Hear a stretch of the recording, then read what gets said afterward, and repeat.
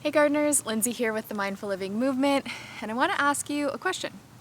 Would you consider getting a corn harvest that looks like this a success? I mean, on the cuteness scale, 10 out of 10, definitely winning there. But on a harvest scale, is this a win? Well, in my books, I'm calling it still a win.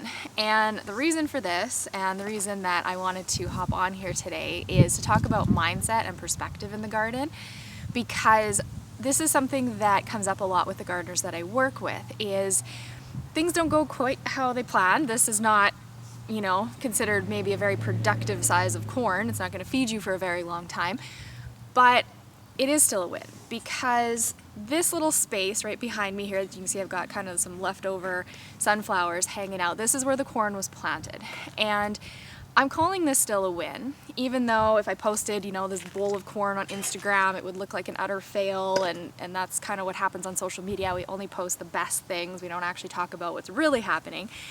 It's a win because this little space here right behind me, this little garden bed that was added in, I didn't even think I was going to be able to get the garden bed, for one thing, in the springtime. There's a lot that goes on in a gardener's life in the springtime, and I needed assistance from my husband, who works a very busy schedule. So just getting that garden bed in, huge success. I was very excited about that.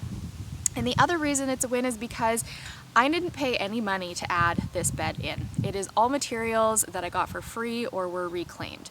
So you can see there's lots of rocks and things in behind here. We moved the rocks out of the way. We pulled up the landscape fabric that was underneath it.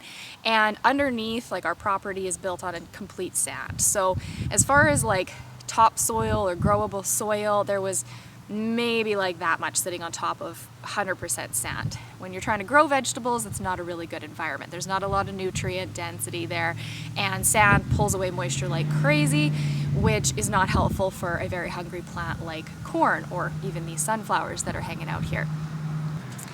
So I didn't have a lot of soil to work with. I didn't want to go and buy a bunch of soil, but I did have a whole bunch of compost. So I laid down maybe 2 to 3 inches of compost as the solid layer, and then I covered the top of it with a composted tree mulch. So the compost I generated myself. The tree mulch, we have a buddy who is an arborist and has a lot of extra tree mulch that kind of just sits. So that was some materials that we had easy access to, that we could fill up the extra space. The wood that was used even to frame it was reclaimed wood. So I never paid anything. Even the irrigation system that I ran across the front here, I just kind of rejigged the existing one that I had. I didn't go and buy a whole bunch of extra new things to make that happen. And so the plants didn't get quite the nutrients that they needed. The irrigation wasn't exactly how it should have been.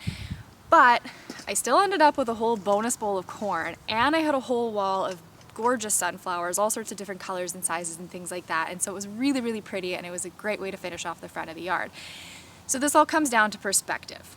I did not think I was going to get this bed, and the bed didn't cost me any money whatsoever to put in. So it's a win, right? Maybe I post the picture on social media, and by comparison to someone else's harvest, it looks like an utter failure. But this is kind of where mindset comes in the garden. What's happening in other people's gardens doesn't matter. It's what's happening in yours. It's what you did to create the thing. It's the bonus that, I wouldn't have had any corn had this not all taken place, right? And they're really stinking cute. Can you go wrong with that? So while you're digging up all your harvests and things in the garden right now, and maybe you're not thinking that you did very well with certain plants, didn't produce a ton, I want to kind of invite you to maybe have a perspective shift. And maybe it's the first time you've ever grown that plant. You got a harvest out of it. Maybe you learn something about bugs, maybe you learn something about nutrients or moisture. There's always knowledge to be gained, even if we're not going to deem it a massive success. So reframe the mind and maybe make yourself a little journal of whatever you're sort of considering a fail. I would encourage you to try and find the opposite to that, find the positive in it. What has actually worked out? What have you learned? What have you gained? Because there is always something there. But when you're doing the comparison between other people, it's probably not going to turn out the way you want it to. And this is one of those things that doesn't get talked about in gardening. We just compare, oh my gosh, that person has this crazy wild harvest, and what did I do wrong, and I failed. Well, you probably didn't. You just sort of need to look at things a little bit differently.